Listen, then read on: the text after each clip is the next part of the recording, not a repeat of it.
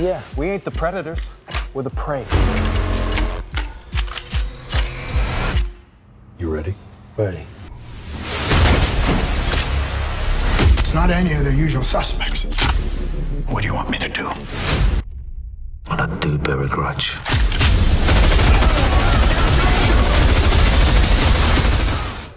Halo sahabat semua, bagaimana kabarnya? Baik-baik saja bukan? Pada video kali ini, channel Palanta Movie akan mengulas alur cerita Wrath of Man, yaitu film laga tahun 2021 asal Amerika. Film ini disutradarai oleh Guy Ritchie dan dibintangi oleh Jason Statham sebagai Patrick Hill.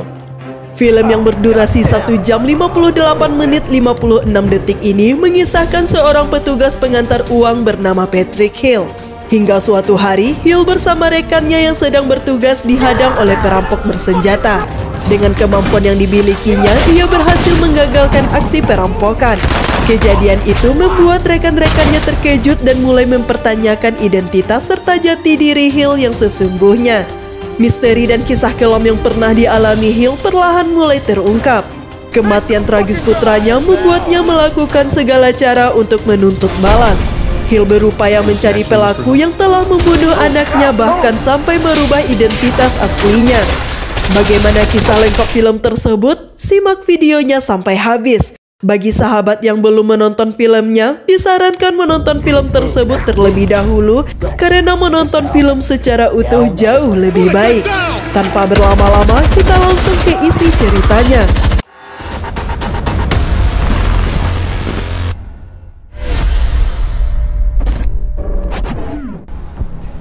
Get these hinges greased, Mick. Hinge. This is a creaky old dinosaur. Film diawali saat dua orang petugas Fortico Security sedang melakukan pengantaran uang. Laju kendaraan terhenti setelah dihadang oleh perampok yang menyamar sebagai pekerja jalan.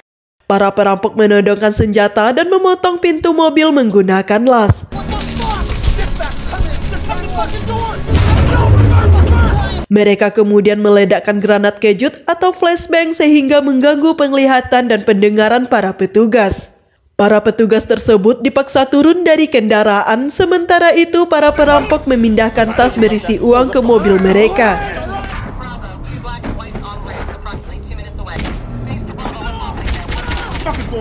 Kejadian ini mengakibatkan dua orang petugas Fortico Security dan warga sipil yang berada di lokasi kejadian tewas ditembak oleh perampok.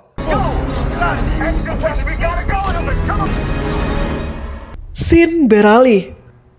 Fortico Security sedang merekrut seorang anggota baru yang bernama Patrick Hill. Terry Rossi yang merupakan manajer Fortico Security menjelaskan segala bentuk kegiatan yang dilakukan oleh Fortico Security.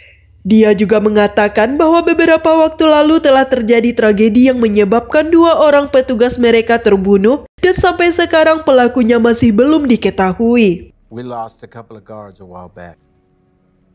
Fucking tragedy. Killed on the job, a civilian too. Ballet yang merupakan instruktur pelatihan di Fortico Security menjelaskan beberapa hal berkaitan dengan latihan prapenugasan kepada Hill. Untuk lulus tes tersebut, minimal Hill harus mendapatkan nilai 70%. Hill kemudian mengikuti serangkaian uji coba seperti kebugaran fisik, akurasi menembak, dan mengemudi.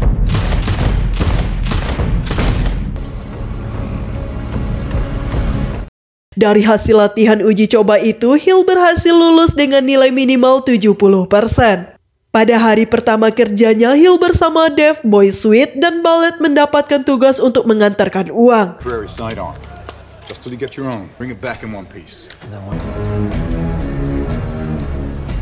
Terjadi perbincangan di antara mereka tentang tragedi yang menimpa Fortico Security beberapa waktu lalu. Dari perbincangan tersebut diketahui bahwa tragedi yang menimpa Fortico Security harusnya menewaskan Dave. Akan tetapi pada hari itu dia tidak masuk kerja karena sakit dan digantikan oleh rekannya. Dave sempat dicurigai oleh FBI dan untungnya dia memiliki alibi yang kuat. This is a $2 million pickup for Bank of the US. Mereka tiba di Bank of US untuk membawa uang senilai $2 juta. Dave menunggu di mobil sementara itu Ballet dan Hill masuk ke dalam bank tersebut. Setelah melalui beberapa prosedur, mereka keluar membawa uang dan memasukkannya ke dalam mobil. Setelah itu, mereka kembali ke Vertigo Security untuk menyimpan uang tersebut.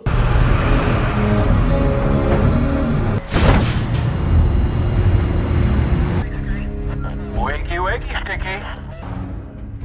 Base, this is Gamma, reporting back. Scene beralih. Keesokan harinya, Hill dan Dave yang berada di mobil menunggu Ballet menjemput uang $10.000. Akan tetapi, Ballet yang tak kunjung datang membuat Dave mengeluh. Dia mencoba menghubungi Ballet melalui handy-talkie. Akan tetapi, dia mendengar suara perampok yang mengatakan bahwa rekannya dijadikan sandra. Girlfriend again, you'll do exactly as I say. They're gonna fucking kill me. Dave yang panik dan kebingungan tidak tahu harus berbuat apa. Hill mencoba menenangkan Dave dan terjadi perdebatan di antara mereka. Get away! They're not gonna hurt him. They're not gonna kill him for 10 grand. Reconsider! That's why they have the fucking policy! Hill dengan tegas berkata agar Dave mengikuti semua perintah perampok itu karena bagaimanapun ia ingin menyelamatkan Ballet. Perampok itu kemudian menuntun mereka agar pergi menuju ke suatu tempat. And I will tell you when to stop. Now turn the key and drive. Took the next left. Now stop the truck. Saat tiba di lokasi, mereka melihat Ballet dijadikan sandra oleh perampok. Pemimpin dari perampok itu mengatakan agar uang yang ada di mobil dipindahkan ke dalam truk mereka. Hill kemudian melemparkan tas berisi uang ke truk milik perampok. Dia dengan sengaja menjatuhkan tas yang berisi uang dari truk. Saat seorang perampok mengambil tas yang terjatuh, Hill kemudian menembakinya tepat di kepala. Shit! Just do what he says. I said throw the money in the fucking flatbed. Dengan keahlian yang dimiliki oleh Hill, dia berhasil melumpuhkan perampok tersebut satu persatu. Hal ini membuat rekan kerja Hill terkejut karena tidak menyangka 6 orang perampok berhasil dilumpuhkan oleh Hill seorang diri.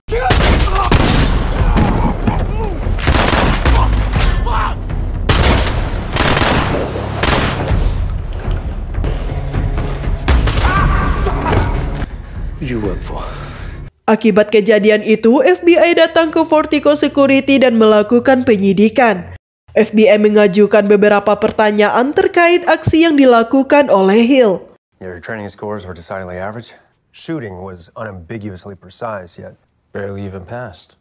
FBI kemudian menunjukkan rekaman video kejadian perampokan yang beberapa waktu lalu pernah dialami oleh perusahaan Vertigo Security. Hill hanya termenung menyaksikan video perampokan tersebut. FBI menanyakan pendapat Hill tentang keterkaitan dari dua perampokan yang terjadi.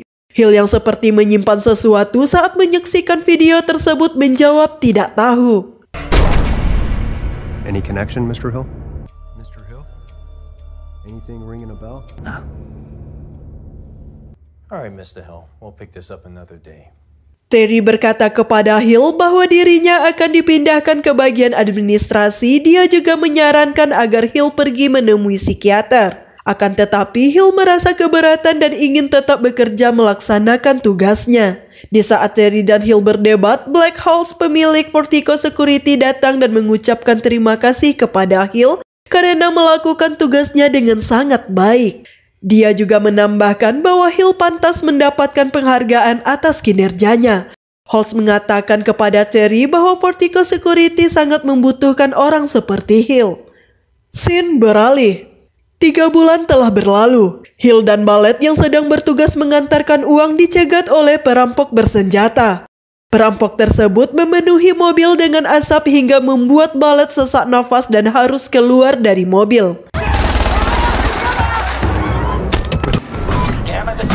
What's your location, over? Get out of there! Get out of the fucking truck! Pete, code red in progress. Hill dengan tenang keluar melalui pintu belakang sambil menutup hidungnya menggunakan sapu tangan. Kemudian dia melemparkan satu tas berisi uang kepada perampok. Namun hal yang tak terduga terjadi. Para perampok mengurungkan niatnya dan bergegas pergi setelah melihat wajah Hill. Get fucking there!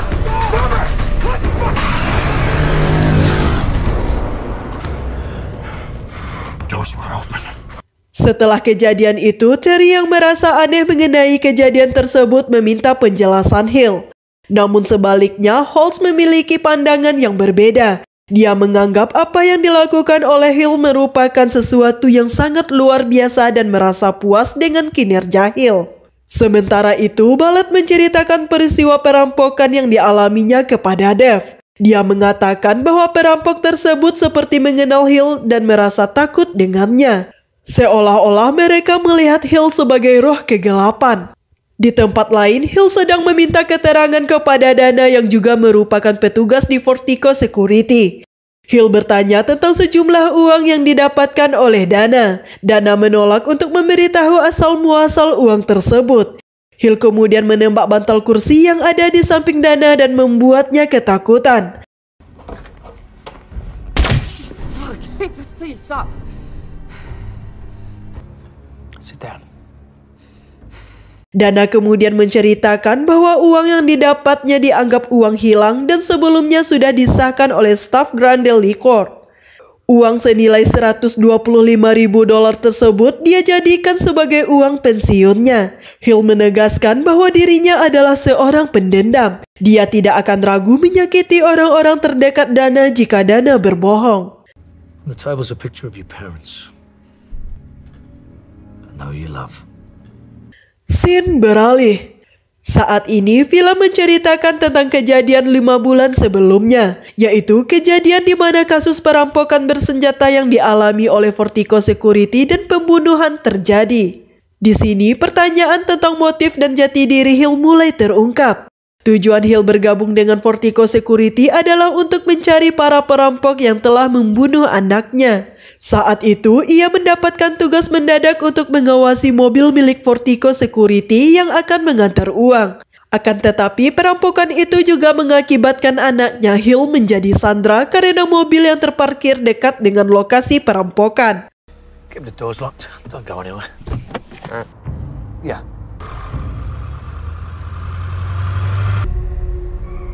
Oh, god damn. What is this?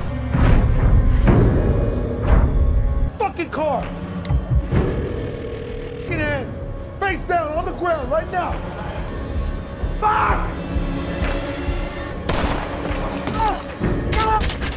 Anaknya kemudian ditembak oleh seorang perampok. Hill yang mencoba menyelamatkan anaknya juga tidak luput dari tembakan perampok.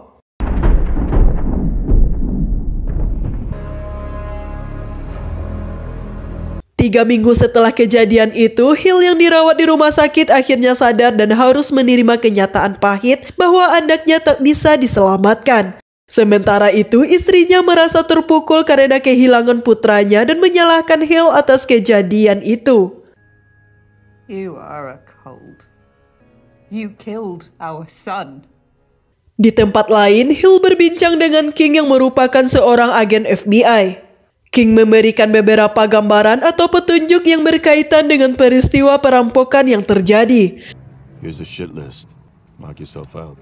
Dalam hal ini, Hill dan King memiliki tujuan yang sama, yaitu mencari dalang di balik perampokan tersebut. Hill menegaskan bahwa ia akan melakukannya dengan caranya sendiri. Then you gotta let me do this my way. Floor is yours. Hill kemudian mengumpulkan anggotanya yaitu Brandon, Mike, dan Mogi. Saat ini mereka berupaya mencari orang-orang yang diduga berhubungan erat dengan para pelaku perampokan yang membunuh putra Hill.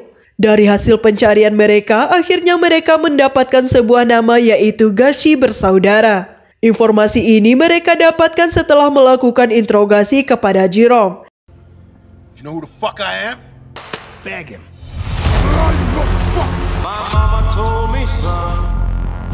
Jerome yang awalnya bersikeras tidak mau memberikan nama akhirnya bersedia setelah putrinya dijadikan sandra. Dari hasil penyelidikan mereka diketahui bahwa Gashi bersaudara melakukan banyak hal-hal kotor seperti pencucian uang, perampokan, dan perdagangan manusia. Akan tetapi hal ini masih belum mencukupi bukti bahwa mereka terlibat dalam perampokan yang menyebabkan putra Hill terbunuh. Meskipun demikian, Hill tetap menghabisi mereka dan membebaskan para wanita yang diperbudak oleh Gashi bersaudara. Pencarian yang mereka lakukan masih belum membuahkan hasil. Mike menyarankan agar Hill melakukan pendekatan yang berbeda. Dengan bantuan dari Christie, Hill merubah semua identitas dan hal yang terkait tentang dirinya. All your criminal checks are clean. Patrick Hill from Lewisham. You've got a driver's license. Kemudian setelah itu, ia bergabung dengan perusahaan Fortico Security untuk mencari dalang dari perampokan yang menewaskan putranya. Masih di waktu yang sama, sekelompok orang yang merupakan pensiunan tentara menyusun rencana untuk menjalankan aksi perampokan. Akan tetapi perampokan yang mereka lancarkan masih belum memuaskan. Dengan bantuan orang dalam, mereka kemudian melakukan perampokan terhadap mobil lapis baja milik perusahaan Aiton Security yang mengantar uang senilai 1,18 juta dolar. We got a guy on the inside. Man, but there is a man on the inside. He needs a slice. Who is this inside man? Dengan keberhasilan itu, mereka kembali menyusun aksinya untuk melakukan perampokan yang lebih besar. Mereka merencanakan untuk melakukan perampokan terhadap mobil lapis baja milik Fortico Security yang sedang mengangkut uang senilai 6 juta dolar. Who the fuck are these clowns? Dan inilah asal-muasal rangkaian peristiwa atau tragedi yang menimpa Fortico Security hingga menewaskan para petugas dan putra Hill. Oh, shit! What?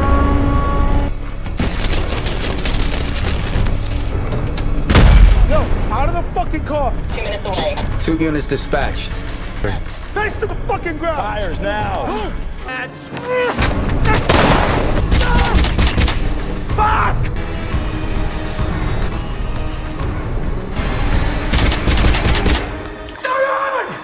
You shot a fucking kid! I'm on it! Take the legs!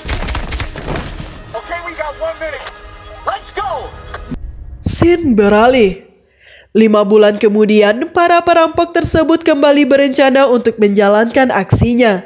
Jack yang merupakan pemimpin para perampok mengatakan bahwa misi tersebut tidak memiliki jaminan akan berhasil. Namun mereka akan mendapatkan uang lebih dari 150 juta dolar jika berhasil. We're hitting them all. Black Friday, north of 150 million. Hari yang dinantikan akhirnya tiba. Perayaan hari Black Friday dipilih sebagai hari yang tepat untuk melakukan aksi perampokan. And the tails will keep ringing. We're all set on our end. So don't take no chances. Namun fakta yang sesungguhnya akhirnya terungkap.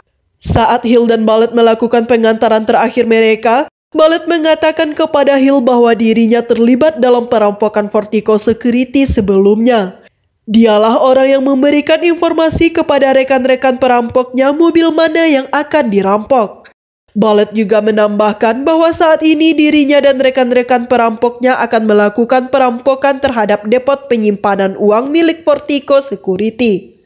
Ballet menjadikan Hill sebagai sandera dan harus bekerja sama dengannya untuk menjalankan aksinya. We're set. Cameras are disarmed.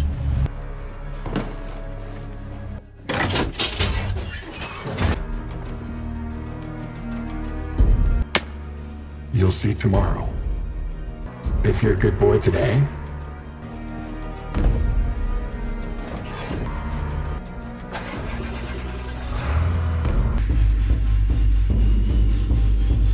Ballet membantu para perampok menyelinap masuk ke Fortico Security dengan mobil yang dikendarainya.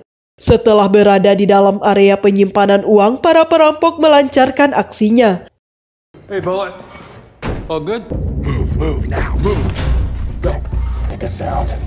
Down on the ground. Hands in the motherfucking air. Beberapa orang petugas dijadikan sebagai sandera.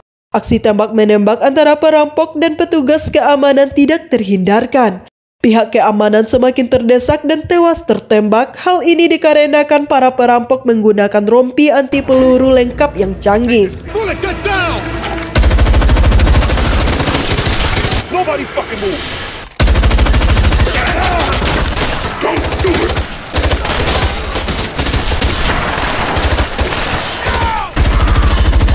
Jesus fucking Christ! Move now, move!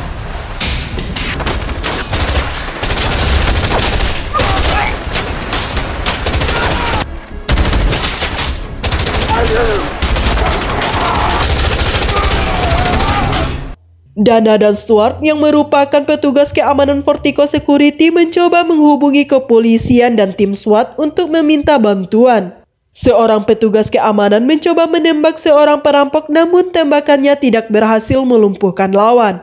Pada akhirnya petugas tersebut tertembak tewas seketika. What the fuck is going on out there?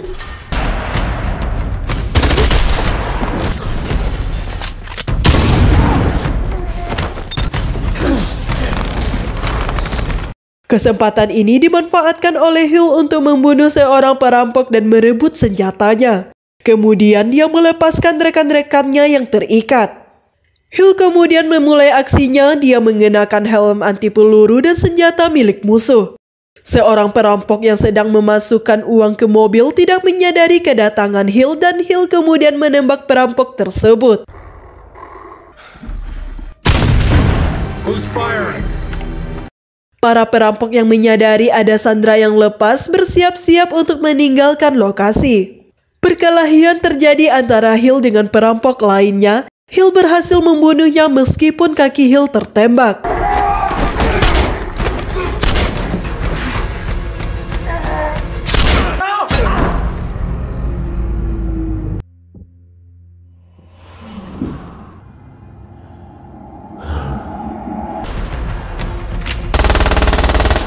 We're sitting ducks here. Sementara itu, Bullet bergabung dengan Dana dan Stuart kemudian berpura-pura membantu mereka. Di saat Stuart memberikan senjata kepada Bullet, Bullet mengucapkan terima kasih kemudian menembak Stuart dan Dana hingga tewas. Di saat para perampok akan naik ke mobil, Hill kemudian melepaskan tembakan.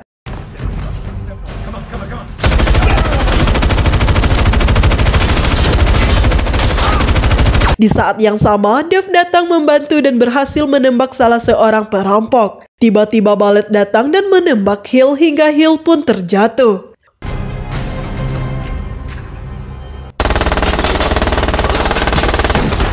Bullet kemudian berteriak memanggil Dave.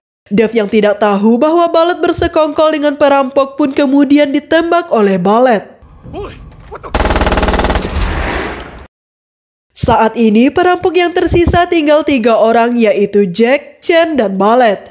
Mereka berhasil keluar dan kabur menggunakan mobil lapis baja milik Vertigo Security. Meskipun mobil polisi dan helikopter berhasil mengikuti mereka, namun tidak ada yang bisa dilakukan oleh pihak kepolisian. That doesn't change a thing.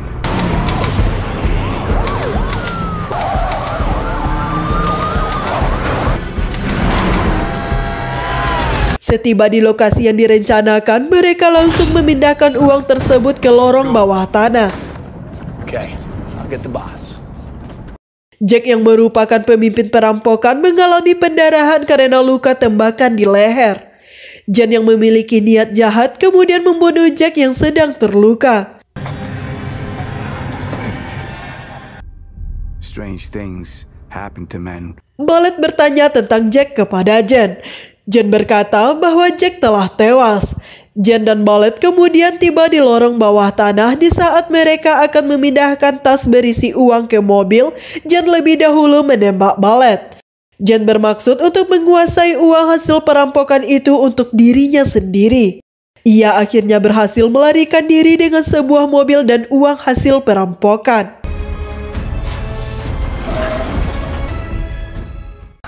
Too fucking slow. We've got one dead suspect, the others are fucking gone. Victor 365, cover over Seaside Freeway. Scene beralih. Jen yang menikmati hidupnya setelah memiliki banyak uang tidak menyangka kedatangan tamu yang tidak diundang.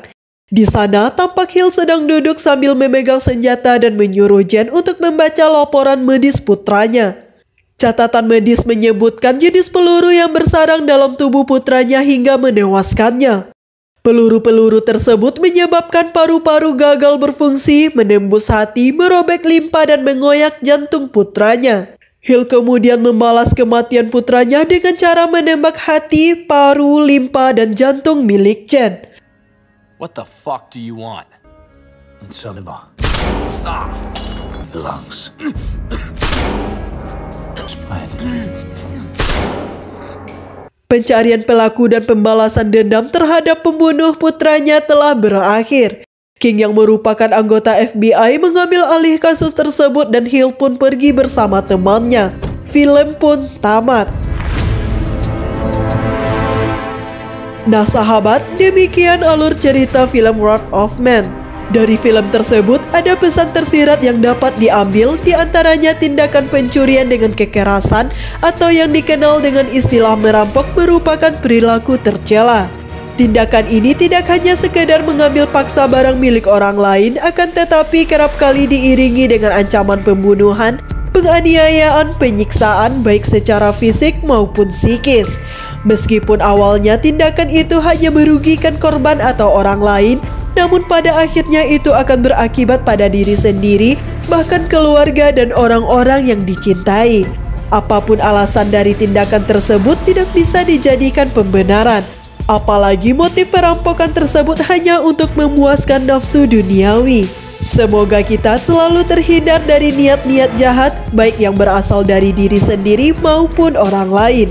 Terima kasih, sampai jumpa di ulasan video berikutnya.